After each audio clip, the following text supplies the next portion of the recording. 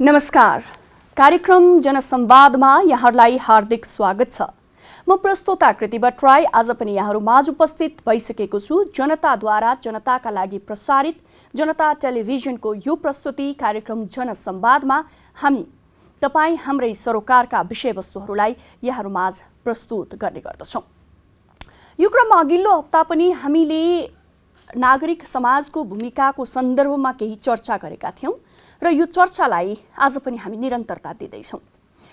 यति बेला सडकमा दिनहुँ जसो नागरिक अभियान चलिरहेको छ। विभिन्न अभियन्ताहरू विभिन्न किसिमका विषयहरूलाई लिएर सडकमा कहिले कता धरना दिनेदेखि लिएर अरू थुप्रै क्रियाकलापहरूमा संलग्न भइरहँदाखेरि यसका निरन्तरताका विषयहरू पनि उठ्ने गरेका छन् अथवा किन नागरिक आन्दोलन केका लागि आवश्यक छ भन्ने कुराहरू पनि उठि नै रहेका छन् र विगत लामो समयदेखि नागरिक समाजको चर्चा भइरहँदाखेरि यो पुस 5 गतेपछि मात्रै किन नागरिक समाज फेरि बिउतियो, त्योभन्दा अगाडि कहाँ थियो अथवा यो रूपले आउन जरुरी थियो कि थिएन भन्ने तमाम प्रश्नहरू यो समयमा चलिरहँदाखेरि हामीले अघिल्लो हप्ता पनि यो सन्दर्भमा केही चर्चा गर्ने कोसिस गर्यौँ भने आज फेरि एकपटक यो विषयलाई यहाँहरू माझ लिएर उपस्थित भएका छौँ, जसको लागि मसँग यति बेला हुनुहुन्छ नागरिक अभियन्ता सन्तोष परियार। स्वागत छ यहाँलाई हाम्रो प्रस्तुतिमा। हजुर, धन्यवाद। Thank you. अब भूमिकामा मैले अलिकति भनिहालेँ, नागरिक समाजको भूमिका विषयलाई लिएर अहिले थुप्रै चर्चा परिचर्चाहरू भइरहँदाखेरि तपाईँले भन्दाखेरि के हो नागरिक समाज, त्यहीँबाट सुरु गरौँ न अलिकति। नागरिक समाज अलिक फराकिलो अवधारणा हो। यो अलिकति अमूर्त पनि हुन्छ, अमूर्त पनि लाग्छ। नागरिक समाजको दायरा धेरै फराकिलो हुन्छ। त्यहाँनिर अब को नागरिक को अनागरिक होइन, को पार्टिसिपेट हुने को नहुने भन्ने कुरा चाहिँ नि एकदमै त्यो फराकिलो हुन्छ र त्यसमा त्यति धेरै खास नियम कुनै नियम सङ्गत छैन। तर नागरिक समाज नागरिकहरूको दैनन्दिन दिनहरूको समस्याको छलफल गर्ने, बहस गर्ने र त्यसको पैरवी गर्ने होइन। कतिपय अवस्थामा त्यो सङ्गठित रूपमा नागरिकहरूसँग सम्बन्धित कुराहरूलाई उठाउने नै नागरिक समाज हो। त्यसको पनि फेरि अन्य क्याटेगोराइजेसन होला। तर मूलतः नागरिक समाज भनेको चाहिँ नि नागरिकहरूको सरकारको विषय, त्यो अधिकारका विषय हुन सक्छन् होइन, राज्यले उपलब्ध गराउने सेवा सुविधाका विषयमा हुन सक्छन्, लोकतन्त्र हुन सक्छ, मानवाधिकार हुन सक्छ, महिला अधिकार हुन सक्छ होइन। समग्रमा समावेशिताको सवाल र अधिकारका विषयहरू जो जनताको अथवा समाजको दैनिकीसँग सम्बन्धित छ, ती हर कुनै विषयलाई उठान गर्न सक्ने क्षमता र त्यसलाई निचोडमा पुर्याउन सक्ने क्षमता नागरिक समाजमा हुनुपर्छ भन्न खोज्नु भएको। एकदम हुनुपर्छ र त्यो संसारमै नागरिक समाज नागरिक आन्दोलनको हामीले इतिहास हेऱ्यौँ भने त्यो त्यसरी नै आएको छ र त्यो गर्नुपर्ने नै त्यही हो। त्यसो हो भने नि नेपालमा तपाईँले नागरिक समाजको भूमिका कस्तो पाउनु भएको छ, के छ? होइन, हामीले नेपालको नेपाल राज्यमा डेमोक्रेसीको कुरा गरिरहने हो भने यसको लोकतान्त्रिकरणको प्रक्रियालाई हेर्ने हो भने त चाहे त्यो 2036 साल आसपासका कुराहरू हुन्, चाहे 2046-47 का राजनीतिक परिवर्तनका अगाडि पछाडिका कुरा हुन्, या पछिल्लो समयमा 62-63 को आन्दोलन ताकाकै कुरा भनौँ न, महत्त्वपूर्ण छ। नागरिक समाजको महत्त्वपूर्ण भूमिका छ, नागरिक समाजको पनि नागरिक आन्दोलनको महत्त्वपूर्ण भूमिका छ। अझ विशेष गरी हामीले थाहा पाएको, मेरो पुस्ताले थाहा पाएको भनेको त 2062-63 को होइन, देवेन्द्रराज पाण्डे लगायत होइन, कृष्ण पहाडी लगायतका नागरिक अभियन्ताहरूको अगुवाहरूको त्यो सक्रियता र त्यो आन्दोलनले नेपालको राजनीतिलाई एउटा दिशा प्रदान गरेकै हो। र त्यस हिसाबमा मलाई लाग्छ नेपालको कन्टेक्स्टमा हुन त विश्वभरि नै लोकतान्त्रिक समाजमा चाहिँ नागरिक समाजको महत्त्वपूर्ण भूमिका रहने नै गर्छ।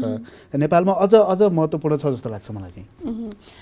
त्यसो भनिरहँदाखेरि नि जस्तो जुन किसिमको भूमिका एउटा नागरिक समाजले निर्वाह गर्नुपर्ने हो नि, त्यो 62-63 को सवालमा एउटा दिशा प्रदान गर्यो भनेर हामीले भनिरहँदाखेरि त्यसपछि के रह्यो त त्यो भूमिका, अथवा त्यसपछिको निरन्तरता जरुरी थियो कि थिएन, र अहिले जसरी यो दिनसम्म आइपुग्दाखेरि हामी पुस 5 यता अलिक बढी सक्रियता देखेका छौँ अनि बिचबिचमा केही घटना घटिहाल्दाखेरि हैन त्यसको चाहिँ त्यसको लागि त्यो घटना भइसकेपछिको परिदृश्यमा नागरिक समाजको फेरि देखिन्छ, पर्दामा देखिन्छ। तर त्यो त अलि अगाडि नै पनि हुनुपर्ने हो नि त, प्रि एक्टको कुराहरू होला हैन, तयारीका कुराहरू होला, सधैँ खबरदारी गर्ने काम पनि होला हैन।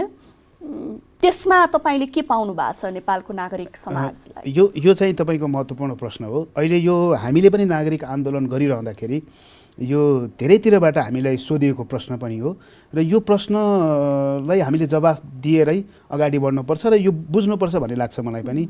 पहिलो कुरो त नागरिक समाजको अवधारणा बुझ्न जरुरी छ। यो फेरि पनि मैले अगाडि भने जस्तै यो कुनै एउटा सङ्गठित हैन, कुनै एउटा संरचनागत अवस्थाको यो त्यस्तो बनावट एउटा समाज होइन, एउटा कुरा। अर्को कुरा, यो सधैँ नै फेरि राजनीतिक पार्टीहरू जस्तो कुनै हैन तपाईको भनौँ न संस्थाहरू जस्तो, एनजिओ जस्तो, आइएनजिओ जस्तो कुनै मिसन, कुनै हैन प्रोजेक्ट लिएर सधैँ नै निरन्तर सक्रिय भइरहनु पर्छ भन्ने पनि छैन। तर यसो भनिरहँदा फेरि नागरिक समाज चाहिँ नि कहिले लामो निन्द्रामा पसिदिने अनि फेरि कहिले चाहिँ नि जारकजुरुक हुनुपर्छ भनेको चाहिँ होइन।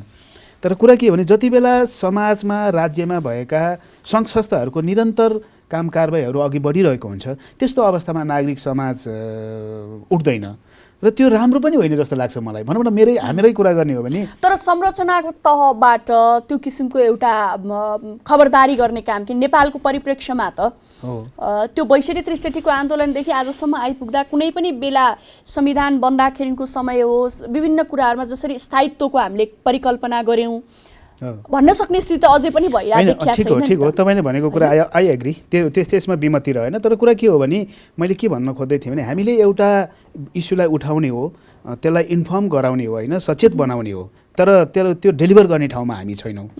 र त्यसको एउटा निरन्तर प्रक्रिया छ नि त। राजनीतिक पार्टी छ, राजनीतिक पार्टीबाट निर्वाचित भएका मान्छेहरू छन् होइन, त्यस पछाडि सरकार होला अथवा संरचनाहरू छ, तिनीहरूले गर्नुपर्छ, उनीहरूको काम उनीहरूको हो।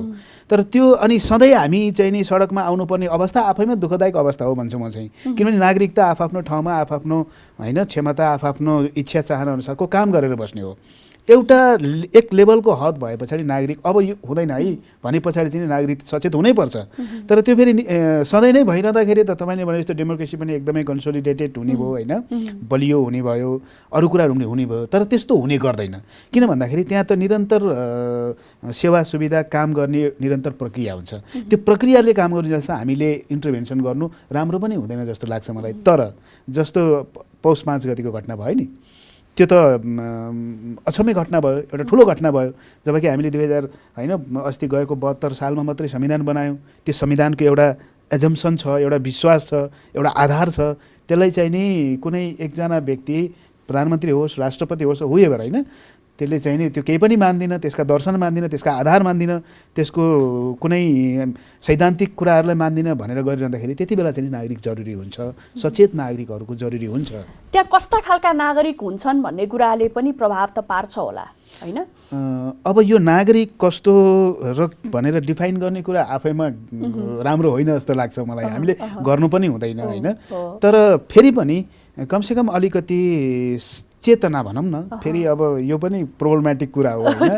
केलाई चेतना भन्ने? एक्ज्याक्टली जस्तो हिजोकै पनि अहिले निकै चर्चित भइरहेछ, जो आफूलाई नागरिक समाजका अभियन्ता, नागरिक समाजका अगुवा बन्नुहुन्छ, राजनीतिक दलसँग विश्वास राख्नुहुन्छ, उहाँले लैङ्गिक समानताको सन्दर्भमा लैङ्गिकताको विषयमा जुन किसिमले उहाँले आफ्ना टिप्पणीहरू राख्नुभयो, त्यो टिप्पणी हेर्दाखेरि उहाँ पनि त्यही समाजमा म बिलङ गर्छु भन्ने व्यक्ति हो नि। यस्तो त्यो त दुःखपूर्ण छ, त्यो दुर्भाग्य हो। हामीले लोकतन्त्र मानिरहँदाखेरि, हामीले नेपाली समाजलाई रूपान्तरण गरिरहँदाखेरि आजको दिनमा पनि कोही राजनीतिक व्यक्ति होइन, कोही सामाजिक संस्थामा काम गरेका व्यक्ति र आफूलाई नागरिक भनिरहने व्यक्तिहरूबाट यस्तो किसिमको टिप्पणी आउनु भनेको चाहिँ नि यो दुःखपूर्ण कुरा हो। यस्तो हुँदैन, नर्मली यस्तो हुँदैन।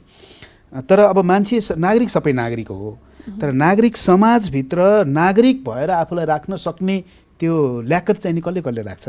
किनभने नागरिक समाजको स्वार्थ भनेको व्यक्तिवादी हुँदैन, त्यो व्यक्ति केन्द्रित हुँदैन, त्यो सिङ्गो नागरिक समाजको स्वार्थ दल केन्द्रित पनि दल केन्द्रित मैले भन्न खोजेको कुरा त्यही हो, व्यक्तिवादी हुन दल केन्द्रित पनि हुँदैन।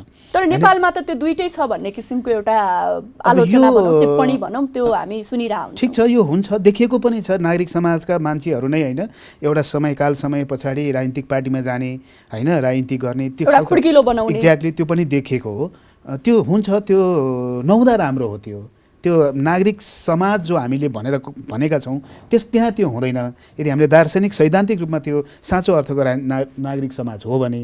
तर अब फेरि हामीले कसलाई नागरिक कसलाई अनागरिक त हामीले भन्न सक्दैनौँ। यो एउटा यस्तो फोरम हो, एउटा यस्तो हो, त्यहाँ जो पनि आउन सक्छ होइन। हामीलाई तपाईँले इङ्गित गर्नुभएको मलाई थाहा छ होइन, त्यो बालोटारको केसमा पनि हामीलाई त्यो अप्ठ्यारो परेको थियो। जति बेला त्यहाँ झडप भयो त्यस पछाडि होइन केही राजनीतिक व्यक्तिहरू त्यहाँ हुँदाखेरि हामीलाई अप्ठ्यारो परेको थियो र हामीले उहाँहरूलाई भन्यौँ तपाईँहरू नआउनुहोस्, हामी भन्नु। मैले त्यही सोध्न खोजेँ कि जस्तो एउटा दलको नेता जो एउटा तहमा पनि पुगिसकेका छ होइन, विभिन्न पदहरू पनि रहनु भएको छ, त्यो व्यक्ति त नागरिक समाज भन्न मिल्दैन होला नि त? होइन, नागरिक त उहाँ हो, तर त्यो नागरिक समाजसँग उहाँ कति इमान्दारिताका साथ त्यो नागरिक समाजमा आउनु भएको छ। यदि उहाँ त्यो नागरिक समाजमा साँच्चीकै नागरिकहरूको अधिकारका लागि होइन, नागरिकहरूका न्यायका लागि आउनु भएको थियो भने यस्ता खालका टिप्पणीहरू त आउँदैन थियो होला। त्यो त छर्लङ्गै छ नि, कुनै न कुनै स्वार्थ लिएरै त्यस्ता व्यक्तिहरू, त्यो एउटा उदाहरणको रूपमा अहिले उहाँ देखिनु भयो।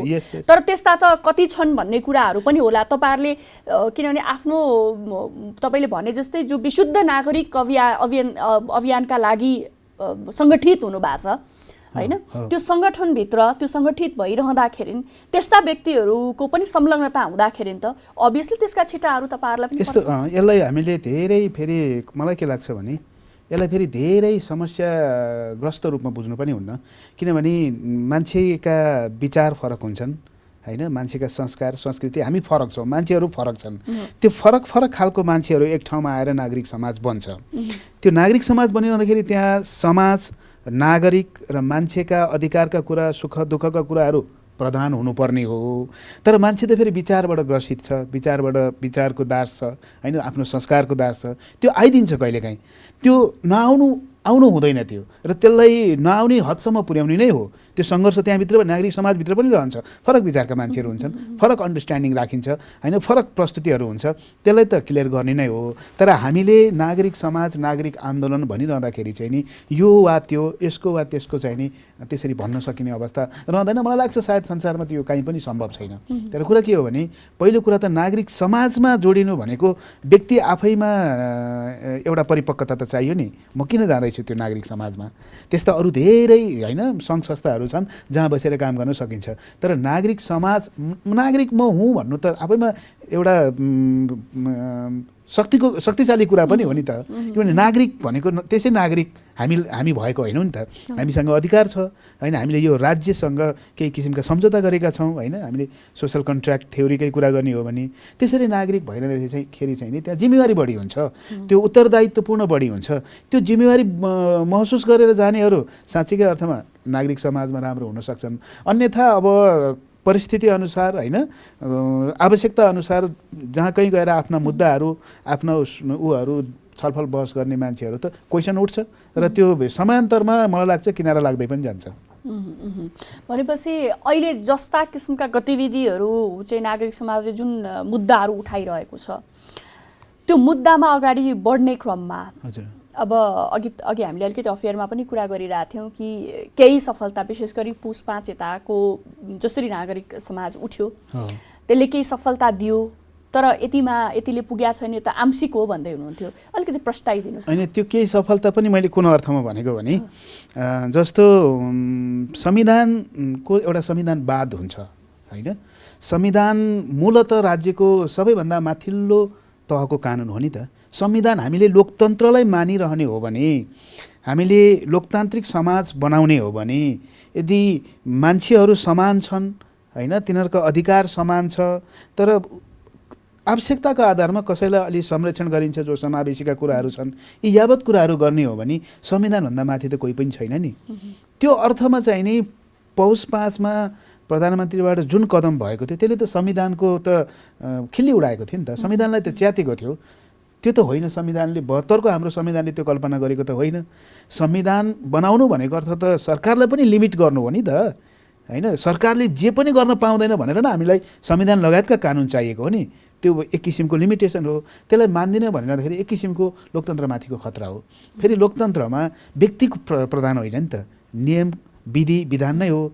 त्यो नहुँदाखेरि हामीले त्यो यो चाहिँ नि भएन भनेका हौँ र सर्वोच्चले अस्तिको फैसलाबाट त्यो बदर गरिदिँदाखेरि यति मात्रै हो कि त्यो संविधानमा लागेको घाउ कमसेकम त्यो चाहिँ नि त्यसलाई औषधि भयो भनेका मात्रै हौँ। तर फेरि यसले चाहिँ नि हामीले उठाएका कुराहरू, होइन, जुन किसिमका प्रतिगमन ऐतिहासिक रूपमा यो देशमा भइरहेको छ, यहाँ राज्यबाट भइरहेको छ अथवा समाजबाट भइरहेको छ, त्यसमा त्यस्तो केही भयो उपलब्धि भयो भन्ने चाहिँ नि होइन। तर संविधानको हदसम्ममा चाहिँ नि कमसेकम हाम्रो लोकतान्त्रिक प्रक्रिया चाहिँ नि अवरुद्ध प्रक्रियालाई यसले बाटो चाहिँ नि खुल्यो। त्यही हिसाबमा अलिकति भए नि कमसेकम त्यो भयो भन्ने मात्र हो मेरो। त्यो हिसाबले चाहिँ कुरा गर्नुभयो। अब त्यसपछि पनि विभिन्न मुद्दाहरू लिएर अहिले सडकमा नै छन् नागरिक, होइन? आज मात्रै पनि महानगर अगाडि चाहिँ धरना कार्यक्रमहरू रहेको थियो। एकातिर यो खालको अवस्था, अर्कोतिर अब राजनीतिक स्थिरता जसको परिकल्पना धेरै समयदेखि हामीले गरिरहेका थियौँ, पछिल्लो चुनावको पनि उद्देश्य त्यही थियो एक किसिमले, होइन? त्यो पनि टुटेको अवस्था छ अहिले हेर्ने हो भनेदेखि, होइन? अनि अर्को अब जुन अहिलेसम्म यो सबै कुराले गर्दा अहिलेसम्म हामीले पाएको उपलब्धि पनि समानता समावेशिताको कुरामा जे एउटा उपलब्धि त हामीले पाएका छौँ नि, होइन? त्यो उपलब्धि पनि कतै गुम्ने हो कि भन्ने खालको एउटा खतरा देखिरहनु भएको छ कि छैन, के छ तपाईँले? यस्तो बृहत नागरिक आन्दोलन जो हामीले गरिरहेका छौँ, अहिले तपाईँले भर्खरै कुरा उठाउनु भयो। आज महानगरपालिकामा धरना कार्यक्रम थियो, त्यो पनि बालजुमा, होइन, जो त्यहाँको स्थानीयवासीहरू विशेष गरी नेवार समुदायका मान्छेहरूको जग्गा चाहिँ नि सडक विस्तार गर्ने क्रममा त्यहाँ चाहिँ नि बबाल बबन्डर भइरहेको छ र सर्वोच्च अदालतले त्यो नगर्नु नगराउनु भनेर स्टे अर्डर पनि जारी गरेको छ क्या। यस्तो अवस्थामा पनि त्यहाँ गएर काम गर्ने र काम गर्न दिँदैनौँ हामी, कमसेकम सर्वोच्च अदालतको स्टे अर्डर मान भनिरहँदाखेरि केही साथीहरू, केही त्यो सम्बन्धित साथीहरूले चाहिँ नि जेल हाल्ने, हतकौडी लगाउने र जेलमा उहाँहरूले लगे पछाडि उहाँका आफ्ना आफन्तहरू भेट्न आउनुभयो र त्यहाँ नेवारी भाषामा कुरा भयो। नेवारी भाषामा कुरा गरेको कारणले उहाँहरूलाई थप सजाय गर्ने अथवा गलत, होइन, व्यवहार गर्ने, यो त अचम्मको कुरा भयो नि। यस्तो त लोकतान्त्रिक राज्य त्यस्तो हुँदैन। कुरा के हो भने यो राज्य, होइन, लोकतन्त्र, संविधान भन्ने अवधारणा भन्दा पहिला उहाँहरूको भाषा हो नि त, त्यो बुझ्नु पऱ्यो नि त। मातृभाषा भनेको त पहिलो कुरो त हाम्रो संविधानले पनि त्यसलाई, होइन, तपाईँको ग्यारेन्टी गरेको छ। र अर्को कुरा यदि सोच्ने हो भने त यो 72को संविधानभन्दा धेरै अगाडिको हो नि त नेपाल भाषा भनेको। अनि काठमाडौँ उपत्यका त नेपाल भाषा नेपालभाषीहरूको हो नि त भनेको। यो त अति भयो, यो मनलाग्दी भयो, यो कुनै लोकतान्त्रिक भएन, यो विधि सम्मत भएन, यो जनताको राज भएन। जो हामीले लोकतन्त्र भने यो लोकको राज होइन, यो त खास केही, होइन, शक्ति सम्पन्नहरूको राज भयो भन्ने हिसाबमा हामीले हिजो त्यहाँ पनि विरोध गऱ्यौँ र आज महानगरपालिकामा धरना पनि भयो। र अर्को कुरा तपाईँले गर्नुभएको अब नागरिक आन्दोलन कहाँसम्म जाने, होइन, के गर्ने भन्ने कुरामा चाहिँ नि जुन समावेशीको कुरा तपाईँले, त्यो पनि उपलब्धि भनेको कागजमा भएको उपलब्धि हो। अस्ति भर्खरै यो गएका पछिल्लो 3 वर्षमा भएका राजनीतिक नियुक्तिहरू तपाईँले हेर्नुभयो भने 10% पनि महिलाहरू त्यसमा परेका छैनन्। राजनीतिक दलमै परेका छैन नियुक्तिको, होइन, ठिक छ, त्यो पनि एउटा बहसको, त्यो पनि हो, एकदम महत्त्वपूर्ण कुरा हो। तर हामीले हेर्नु सरकारको काममा त कमसेकम हामीले नागरिक हेर्न सक्छौँ नि त, होइन? दलितको हेर्नुहोस् त्यस्तै छ, 3% पनि छैन। तपाईँ खस आएर हेर्नुहोस् 68% भन्दा पनि बढी छ, प्लस छ, पोइन्ट समथिङ छ। भनेको यो त लोकतन्त्र भएन, यो त समावेशी भएन नि त, होइन? त्यो कारणले प्रतिगमन यहाँ निरन्तर छ र हामीले जो उपलब्धि भनेका छौँ त्यो कन्स्टिट्युसनमा केही उपलब्धि भए, तर त्यसलाई त फेरि कार्यान्वयन गर्ने पनि होला, होइन? जस्तो भारतका संविधानका पिता भनिन्छ डाक्टर भीमराव अम्बेडकरले भन्नुभएको छ नि, संविधान ठुलो कुरा होइन, त्यो संविधान कार्यान्वयन गर्ने कुरा ठुलो हो नि त। त्यो कसले कार्यान्वयन गर्छ, कसको हातमा छ भन्ने कुरा महत्त्वपूर्ण हो। अब हाम्रोमा संविधानमा त उपलब्ध भयो 33% महिलाहरूको भनेको छ, त्यो कहाँ छ, कहाँ गरिएको छ? तपाईँले पार्टीको कुरा गर्नुभयो, पार्टीहरूले त निर्वाचन आयोगले कारवाही गर्नुपर्ने हो नि त, गर्दैन, होइन? भनेपछि सबै कुरामा के जस्तो दलका कुरा हाम्रो देशको सवालमा चाहिँ अहिले हरेक क्षेत्र, चाहे निर्वाचन आयोग भन्नुहोस् चाहे अन्य क्षेत्रहरू भन्नु, त्यहाँनिर आफ्नो आफू के जिम्मेवारीमा छु भन्ने भन्दा पनि आफू कुन पार्टीबाट छु भन्ने कुरा चाहिँ बढी हावी भएर हो कि यस्तो यस्तो अवस्था आएको होइन यो चाहिँ नि जुन राजनीतिक नियुक्तिका सवालहरू छन् नि र नागरिक समाजमा पनि त्यसका अङ्गहरू हामी भेट्टाउँछौँ, त्यसका चाहिँ अवयवहरू हामी भेट्टाउँछौँ। होइन ठिक, एकदम ठिक हो। यो बहस नेपालमा उठि पनि रहेको छ। जस्तो राजनीतिक पार्टीहरूले राजनीतिक नियुक्ति गर्ने र ती नियुक्तिमा परेका मान्छेहरूले देश र जनताको हित, होइन, संविधानको हित, नागरिकको अधिकारको हित भन्दा पनि आफूलाई मनोनित गर्ने पार्टी र पार्टीका पनि विशेष नेताहरूप्रति जिम्मेवार रहने जो लामो समयदेखिको एउटा संस्कृति छ त्यसले बिगार्यो भन्ने कुरा छँदैछ। त्यो हो पनि, तर कुरा के हो भने फेरि यसो भनिरहँदा राजनीतिक नियुक्ति नगर्ने भन्ने चाहिँ नि हुँदैन। संसारमा एकदमै डेमोक्रेटिक भनेका देशहरूमा पनि गर्ने त राजनीतिक पार्टीले नै हो, होइन। नियुक्ति हुन्छ, कतिपय ठाउँहरू छन् जहाँ राजनीतिक नियुक्ति नै हुन्छ, तर मान्छेसँग पनि त नैतिकता, मोरालिटी भन्ने त हुनु पर्यो नि त। पार्टीले पठाउला, तर त्यहाँ पठाएको के गर्न भन्दाखेरि देशको सेवा गर्न, आफ्नो पदीय गरिमा, पदीय इथिक्स हुन्छ, मोरल हुन्छ, नैतिकता हुन्छ, त्यो त जोगाउनु पर्यो नि। संयुक्त राज्य अमेरिकामा पनि प्रेसिडेन्टले गर्नुहुन्छ, धेरै मान्छे नियुक्ति गर्नुहुन्छ त्यहाँ, तर उनीहरू चाहिँ नि कुनै एउटा खास व्यक्तिसँग भन्दा पनि देशसँग, देशको कानुनसँग, संविधानसँग जवाफदेही रहन्छ नि त। नियुक्ति गर्ने व्यक्तिकै अगेन्स्टमा जाने हिम्मत पनि राख्छन्। त्यो भनेको तपाईँ कति नैतिकवान हुनुहुन्छ, तपाईँसँग मोरल पावर कति छ भने, तर हाम्रोमा त्यो रहेन। त्यो नहुँदाखेरि यावत प्रश्नहरू आएका छन्, होइन। एउटा कारण चाहिँ नि त्यो हो, राजनीतिक नियुक्तिका कारणले धेरै सङ्घ संस्थाहरू बिग्रिएका छन्। तर त्यसो भनिरहँदा एब्सोल्युटली फेरि हामीले नियुक्ति नगर्ने भन्न पनि सकिँदैन। त मलाई लागेको कुरा चाहिँ के भने हामीले मान्छेलाई नै अलि मोरल बनाउनु पर्यो, अलि इथिकल भयो, नैतिक बनाउनु पर्यो र जिम्मेवार को प्रति हुने भन्ने कुरामा अलि घनीभूत छलफल, अलि बहस, अलि त्यसलाई चाहिँ नि राम्रोसँग, होइन, गर्नुपर्छ जस्तो लाग्छ। जसरी तपाईँहरूको यो कार्यक्रमहरू चलिरहँदाखेरि नागरिक समाजको काम भनेको धरना अभियान अन्तर्गत धरना त भइ नै हाल्यो, आन्दोलनका कार्यक्रम भरि नै हाल्यो, यो वैचारिक बहसको जुन कुरा गर्नुभएको छ नि त्यो अझ बढी महत्त्वपूर्ण हुन्छ कि होइन? हामी यो एकदमै महत्त्वपूर्ण प्रश्न, सायद मैले अघिल्ला केही अन्तर्वार्ताहरूमा पनि यो कुरा गर्न पाएको थिइनँ। हामीले घोषणापत्र जारी गऱ्यौँ, तपाईँलाई पनि थाहा होला। सम्भवतः नेपालको इतिहासमा नागरिक आन्दोलनले पहिलोपटक नागरिक घोषणापत्र जारी गरेको छ र त्यो नागरिक घोषणापत्र जारी गरिरहँदाखेरि हामीले धेरै वैचारिकीमा त्यहाँ छलफल गरेका छौँ र त्यो आफैमा एउटा विचारको दस्तावेज हो। त्यसले के चाहन्छ भनेको नागरिक समाज अथवा हामी नागरिकहरू भनेको त्यहाँ जो हुनुहुन्छ अथवा जो भइसक्नु भएको छैन, कालान्तरमा जोडिनु हुन्छ। हामीले देखेको समाज कस्तो हो त? हामीले त्यहाँ समाजको कुरा गरेका छौँ, समावेशीका कुरा गरेका छौँ, महिलाका कुरा गरेका छौँ, मधेसका कुरा गरेका छौँ, दलितका कुरा गरेका छौँ, होइन। भनेको यो हिजोदेखि नेपाली समाजमा जुन किसिमको विविधता छ र त्यो राज्यलाई कहिले पनि राज्यलाई नराम्रो थिएन, त्यो राज्यले त्यसरी प्रोजेक्ट गरेको हो नि त। त्यो त सम्पत्ति हो, त्यो त एउटा हाम्रो गहना हो।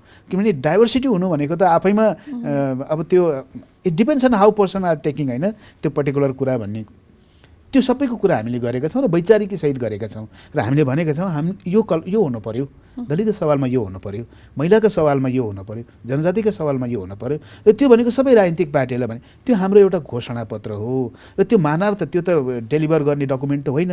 जस्तो युडिएचआर भनौँ न, त्यो त एउटा डकुमेन्ट न हो, त्यो डिक्लेरेसन हो। त्यसमा त कुनै ऊ होइन। तर यदि मान्छेहरू नैतिकवान छन्, होइन, देशप्रति, समाजप्रति र नागरिकप्रति जिम्मेवार छन् भने त्यो डिक्लेरेसन, त्यो घोषणापत्रले काम गर्छ र त्यस आधारमा काम हुन्छ भन्ने हाम्रो बुझाइ हो।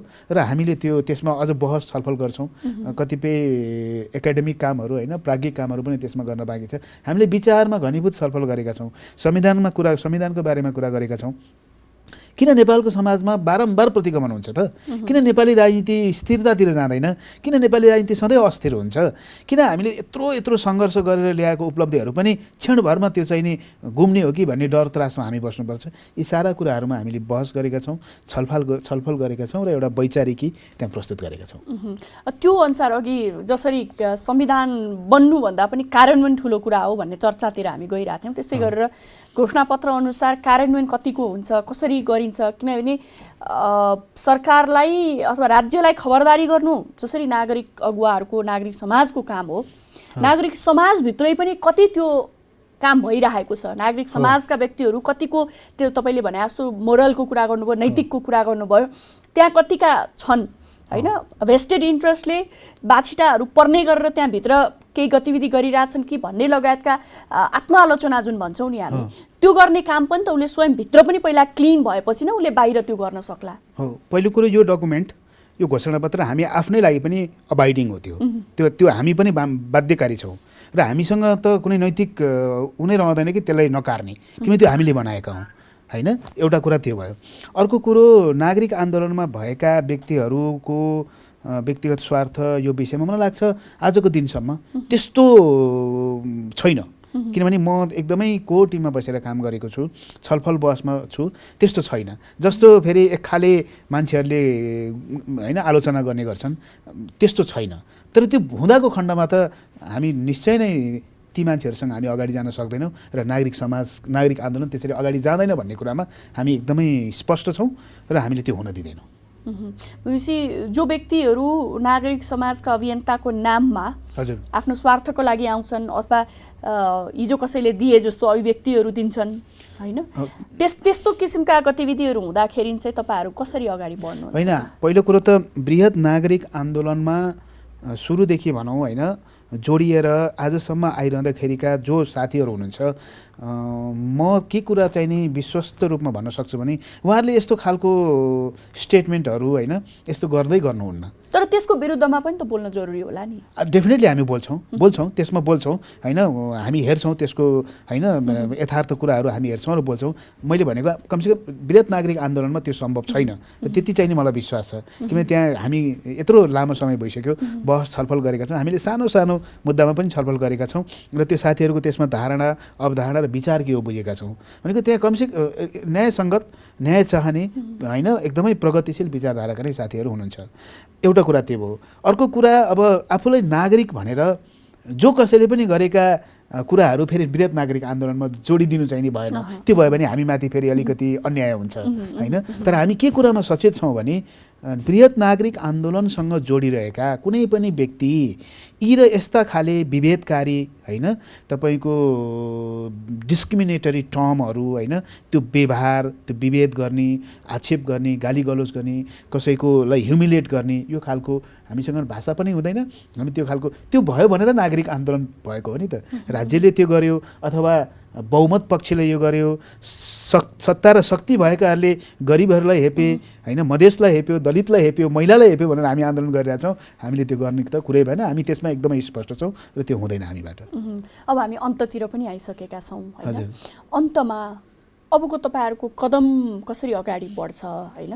र अघि हामीले सुरुमा कुरा गऱ्यौँ, सधैँ नागरिक समाज सडकमा ओर्लनुले प्रपर चाहिँ फङ्सनिङ भन्ने कुरालाई इन्डिकेट गर्दैन। तर हाम्रो चाहना त फङ्सन प्रपर हो, सबै निकायले आफ्नो ठाउँमा काम गरून् भन्ने हो।